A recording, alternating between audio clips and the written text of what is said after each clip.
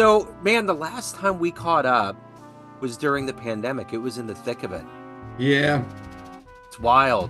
And yeah. I was looking forward to catching up with everyone so much. That was always in the back of my mind. Everyone that I talked to, I was hoping that years down the line we would get a rendezvous. So the fact that you reached out, new album, there's live music, it's so good to Yeah. see all the cats out there doing their thing. So thank you for reaching out. And this Oh, yeah. specific project seems to have kind of a personal tinge to it. So it just ups the ante a little bit. Oh, yeah. I mean, first of all, thank you. I mean, yeah, it definitely has a personal tinge to it. It's interesting you bring up the pandemic and to be honest, there's so much of just still how the world is, especially for people in the markets that I live in, that we're still dealing with things from when the pandemic hit. And whether it be professionally or even, school's a whole nother issue, with the state of jazz, especially at state institutions across the country. But I will say, doing a project like this for me, um, was so meaningful in different ways because it really kind of the pandemic helped, not help because my focus has always been on family, but like help to kind of focus the meaning behind the things that we do. And for me, that was really important. Well, and that's the name of the album, Stories, Dreams, and Inspirations for My Boy. Talk to me a Yes. little bit about kind of the beginnings of thinking about doing this and how you kind of glided through this artistically and made this final package. Man, yeah, that's great. My wife is a musician too, actually. So, and both being musicians when we had my boy Julian, he was always around arts and music for sure, but just the whole kind of creative, artistic aspects of what we do. And to the point where he's kind of becoming a writer and wants to be a producer, director of anime film, so he's like in the thick of kind of creative activities from an artistic standpoint, which is beautiful. And I will say, being a musician that at that time was a part-time educator and a full-time musician, it actually allowed me to get to spend time with him that I think a lot of others don't get to. Because being a full-time musician, so much of what we did in the busyness of our lives were in the evening when he would have been asleep anyway. So Yeah. I was around him so much during the day. We both were, my wife and I. And so there's just a beautiful connection and a bond that I feel like I have with my boy. And so much of how I creatively think of, I mean, honestly, not just music in general, but how I approach my life creatively has just been linked so much from a family standpoint. And, when I was doing this project, I realized, oh, there's these tunes that he was so important from even if it was just a seed of an idea.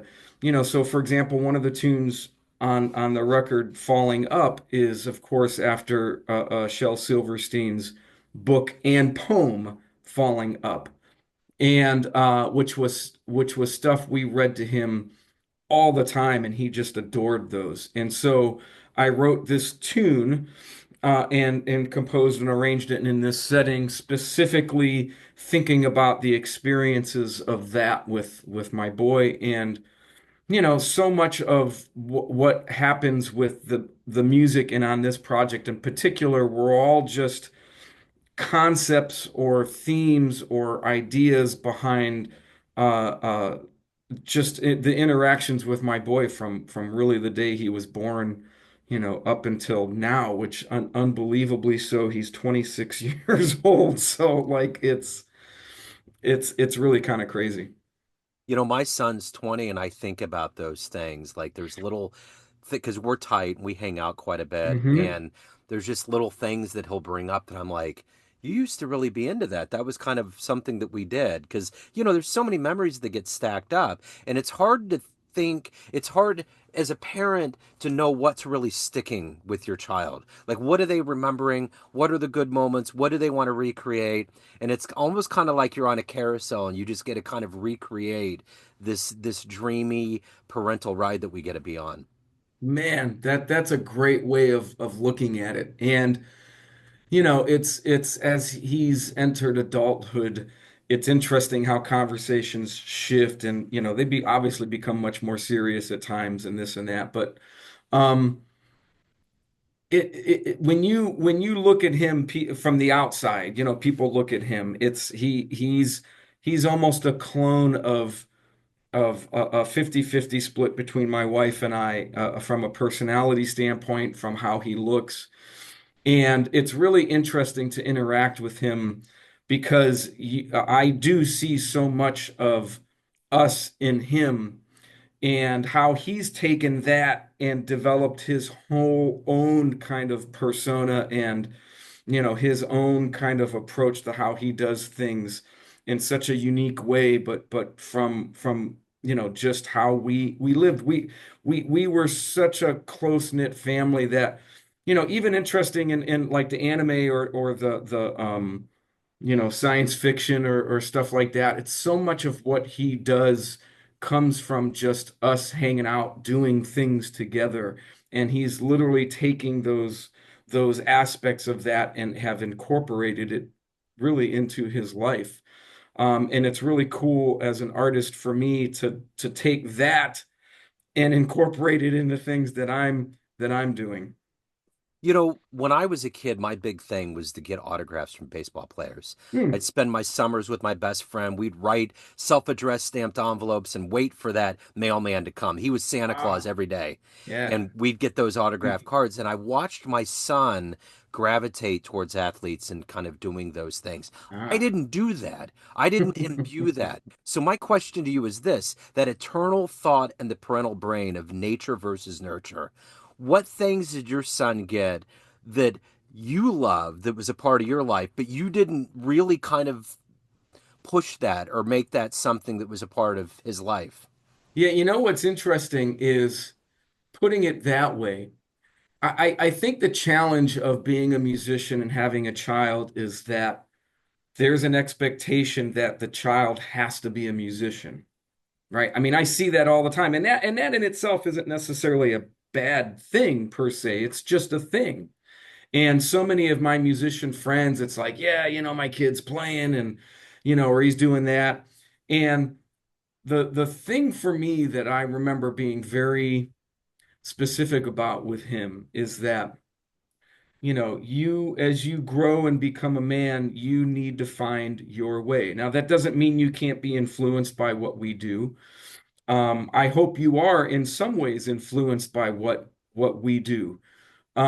But if for me, it's more important that you find your way because you're going to be happier, you're going to be more fulfilled anyways. And so the interesting thing in that is that, you know, he played. I mean, he was actually a very talented classical piano player. And and I remember, you know, my in-laws are musicians too, and my mother-in-law is a piano player, and she was so, man, he's got to go to school for piano, and he's going to do this, and he's going to do that. And I remember specifically with him, listen, you know, you don't have to do this. And he played, you know, jazz in high school and did all that kind of thing. The most interesting part of all of that that he took is for me what I said earlier is like the creative activities of art that because he actually you know part of his brain I don't know where he got things he wanted to be a quantum physicist. He's very smart in math. I mean he was the kind of kid that you know still in the car seat in the back seat he'd be talking to himself and going through the first 100 digits of pi, you know what I mean, and it's like I can barely remember the first four, you know what I mean. And like you know he never had to come to us for math questions as a kid because he laughed. He's like, you know, he knew that I would not have an answer for him. You know, he knew more than I did, you know, probably in fifth grade math than he did. Um, and so man, his brain is it's so mathematical in one way, but the aspect of the creative activities aspect of what we do as musicians and how he took that and incorporated it into something that made sense for him, and that ended up being as a writer and in particular of anime stuff. You know, the beauty of doing this job of interviewing musicians is that I've interviewed some of the sons of legendary musicians in that Hmm. father-son dichotomy. And I remember Claire Fisher's son, Brent, he Mm. talked about being below the piano when he was very young, watching his dad's foot go as he played. And even Chris Brubeck talked about his Mm. dad, Dave, and how they used to go on tour with them and carry his equipment because he broke his back. I didn't realize Oh, that. Yeah.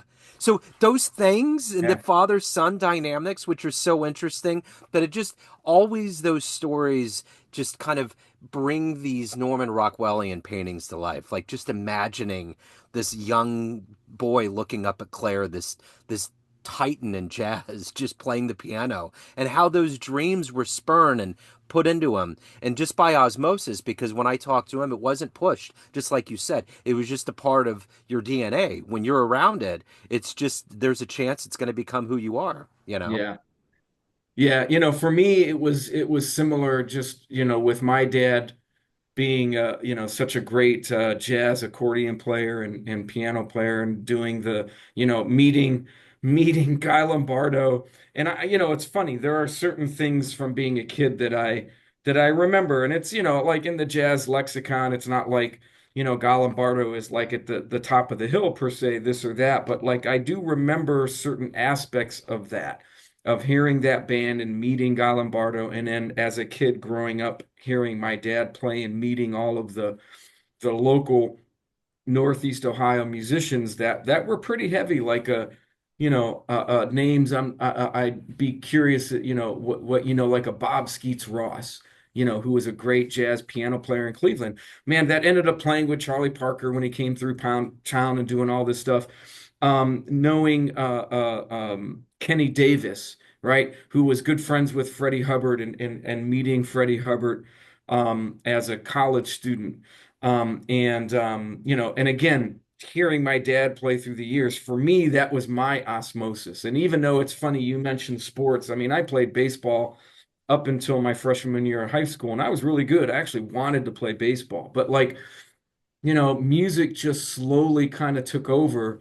And it was because of those interactions, with my dad. Without that, I honestly probably would not have played music at all. Yeah. And let alone, getting to the point of what I've been doing in my life up to this point. So it's real interesting how that works. Yeah. So I got to tell you, one of my guilty pleasures is when I go into a thrift store, I will always go over to the vinyl, and there is always Mm. going to be a Guy Lombardo in there. Man, Always, right? yeah, Like Al Hurt, Guy Lombardo, like yep, those old cats. They're always going to be in there, and it's like yeah. every time I see it, I'm like, it's really good music. You know, I Oh, mean, sure. but it was just so I don't know if it was voluminous or if people didn't quite know who they were and gravitated towards a Miles Davis, but I always see Guy and Al Hurt and all those cats, so it's fun. That's really funny. It's Yeah. always in there. So ultimately, at the end of the day, you're not. I mean, these aren't done specifically so that you could gauge this response from the audience, but what are you hoping the listener gets from this album? It's obviously very personal. You know, we've kind of talked about the pandemic and coming out of it. What are you hoping they get from this listening experience? Yeah. That's a great question. I, you know, with anything with I tell my students all the time, and we were just having this conversation the other day, and the question that was posed to me many years ago that I posed to my students is, if you had to in one word come up with your kind of philosophical approach musically, what would that word be? And I remember being asked that many, many years ago, and I actually had to think about it for quite some time. And honestly, I don't even remember my original answer, but my answer through the years has become simple. Is honesty, being honest about who I am as a person, who I am as a musician. And so, if there is one thing that I hope people get out of any of my music, is that they hear that I'm trying to be honest with them with my art, that I'm truly trying to be honest with who I am at every moment of every performance, every composition, every recording. And to me, that's the overarching thing because, other things that, we all talk about with musicians all the time, and I talk about with my students all the time is, jazz is such a hard thing, man. Improvised music is so difficult that the dedication that you have to personally have, the personal responsibility you have to even keep up on that dedication is enormous. And so, um, there's so much work that goes into being able to compose music on the spot, let alone through an instrument. And so there's so much that goes into that to understand the whole, history of the historical traditions of Black American music and how it's really become world music today and how, so much music has come from it and looking at all of the styles in jazz that have happened from in basically 100-year period and how much you have to understand to fully understand this music and play it in a way. And then on top of all that, to be able to have your own voice come through in that. And and so when I'm putting music out there, I hope people hear me first and foremost. I mean, I'm not writing things or I don't play, at least I don't think I am, in a way that I'm trying to impress anybody or I'm trying to do any one thing. I have art that is part of my being that I want to try to get out there, and I hope that people can experience that. They can hear who I am in that moment, and and whether they like it, they don't like it, this or that, that they hear that. And to me, if I'm getting that across, I mean, that's what art is. Man, it's so funny. I don't mean to digress, but like this question brings up so many things. I mean, we're dealing in a world today that's, very precarious in some ways. And I was just having conversations with students and musicians, of course, about this whole Kennedy thing and this or that. And we talk about, what is even art? And I like to put things down into as simplistic ways as possible. And for me, art is simple. It's just self-expression. And you don't have to like it. You don't have to want to buy it or promote it or anything.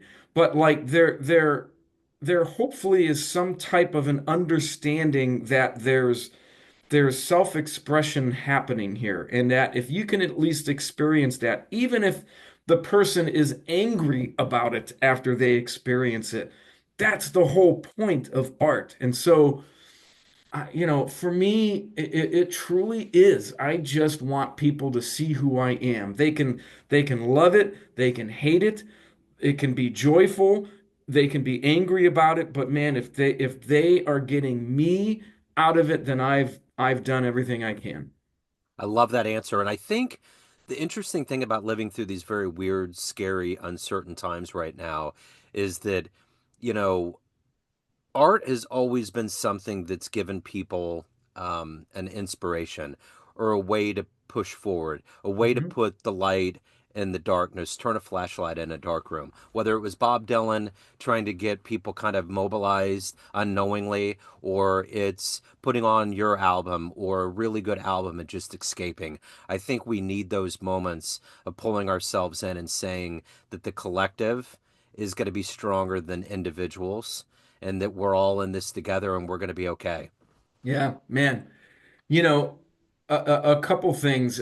First is community. If there's one thing past what I just talked about that I try to get across to my students is that we have to create community, because it's really how we're going to move forward together.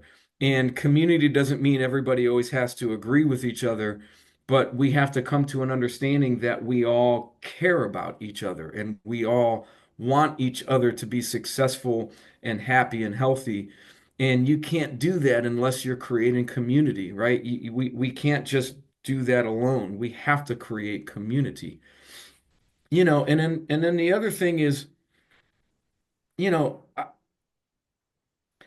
being a parent, I hope people are hearing, you may not like the music, but if you're hearing the fact that how I am feeling about my boy in this music can move you in a way to want to have similar interactions and feelings about you and your child, then the work has been done. You know, the best compliment that I was ever paid in my life to this point of being a parent, by day I do IT work for a school district, Hmm. and they just hired a new nurse at one of the schools, and I was Hmm. answering a tech call, and it happened to be a neighbor from across the street, and we were talking, and I was like, I had no idea that you worked there, and she was like, yeah, I thought you were a stay-at-home dad.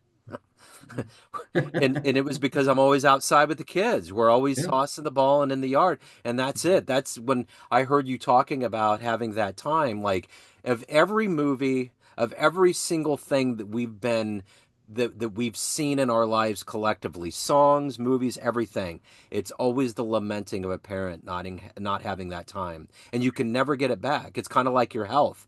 It's like it's the ultimate karmic wheel that you play. You decide to do certain things that later on are going to either benefit you or make you feel like, what did I do? And it's just, you got to be in the moment. And that's what jazz teaches us more than anything else. That's improvisation. That's being right there, right now. Right now is Mhm. forever. It's not yesterday. It's not tomorrow. It's right here, right now. And that's kind of the temporal nature of parenting, you know? Yeah, no, I agree wholeheartedly. Yeah. So it's a good thing. So what are you doing for live shows, promotion? What's coming up? The warm months are upon us. Hopefully, the groundhog will be a distant, distant memory. So what's going on?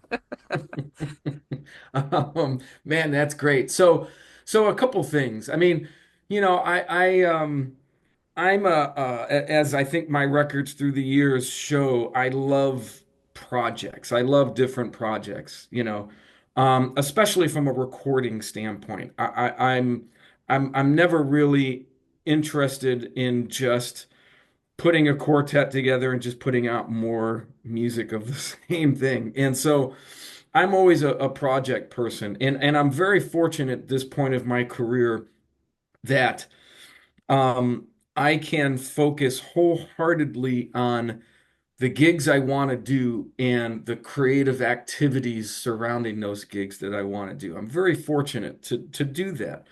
Man, not a lot of cats, I mean, in the grand scheme of things, really get to do that. There are millions of jazz musicians now in this world, and very few of them can say, I just get to do the gigs I want to do. I can be creative and do everything that I want to do. And I feel very fortunate that I can do that. And the reality of it is, especially at this point, I mean, I'm not working 5 days a week anymore because quite honestly, I don't want to work 5 days a week anymore, you know, unless I put a tour together or something like that, which to digress for 1 second, talking about the pandemic. I think even the way that I've been touring in the past has probably changed a little bit moving forward, and that could be a whole nother discussion at some point. But what I have coming up is some specific projects. I love playing trio, like cordless trio with sax, bass, and drums, and so I have a few of those coming up with some wonderful musicians in town. And then I'm also preparing to do my next record, my 13th record, which will be finally, I have this octet called Red Rhinoceros that I started 25 years ago when my wife and I moved, when we first moved back from New York City, and I was looking to put a project together to write music. I started an octet, and not oddly, interestingly enough, man, it had somebody I've known for years and I've worked with on records and performances. And I just saw recently the great Sean Jones was in that Red Rhinoceros group 25 years ago because, he's from Mentor, Ohio, and he was a student at Youngstown State University at that time. So, Sean was in that group as well as many wonderful local musicians that a lot of them aren't in town anymore. Um, and so the thing is, I've never recorded that music, and I've brought that band back every now and then, and it's just, I'm trying to find the right musicians, and I think I finally have the right musicians, and I'm going to record my octet in August. So we have some performances and stuff coming up leading up to that recording. So that's kind of what I have coming up from a performance standpoint. I'm writing some new music, a couple new things for that to add to the music that I've had for it. And I'm starting to do some new music for jazz, like a quartet and strings, similar to my Quantum Man record. I just last semester I wrote a piece for the Kent State University Wind Ensemble and Jazz Quartet for full wind ensemble, and that was the first time I did something like that. We premiered that last semester, and hopefully I can record that at some point. So, compositionally, I'm actually looking at doing maybe some larger ensemble things that I've not done before, and just quite honestly document some projects that I haven't had a chance to document at this point. So the most important question before we get out of the digital door here is, how does your boy feel about this album? What is his thought? Oh man, great. That's a great question. Man, he loves the record. Julian, when my wife was pregnant, and she still does, of course, would come out to gigs and this and that. And he was the kind of baby that as soon as the music started, he was moving constantly. And as soon as the music stopped, he would slow down and stop. So like he really heard the music. Yeah. And it really affected him even in the womb. And so he's been a big fan just of my music and the music I've shown him through the years. This record, he loves this record. His favorite tune is Concentric Circles, because actually I have a high school big band version of that tune. And so when he was in high school, that his band played that, and it's a very popular tune among the young jazz students. Just it's got a lot of energy and the groove and all that. And so he really enjoys the record, and what it means. It was special for him. So Absolutely. So is Bandcamp the best place for people to pick it up? yeah, right now you can do Bandcamp, and I'm at a point where people just Google me and reach out, and I'm happy sending stuff to people. But you can find this record on Bandcamp at this point.